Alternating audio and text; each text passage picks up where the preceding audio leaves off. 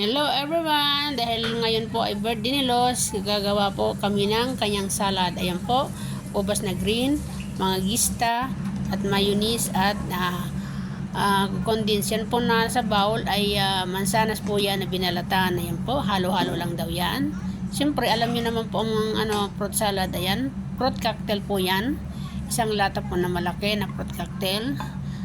At siya daw po ay mamimigay ng mga makakain sa mga kapitbahay namin. Ayan po, kulay green na ubas. Yan, halo lang. Siyempre, alam nyo naman ang fruit salad. Lahat yan halo-halo lang. O ayan, inad na po ang isang latang condense.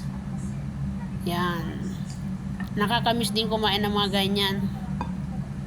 Parang nasa Pinas ka lang din, diba? Yan, inilagay na rin po yung gista.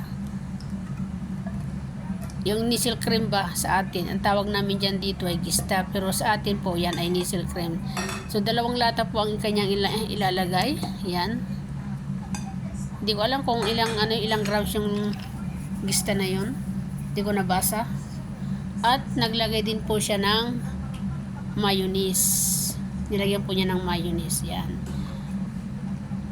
Sige, hahalo-halo niya lang yan para mag-absorb lahat yan. Nakakamiss din kumain ng ganyan. Parang nasa Pinas ka na lang din.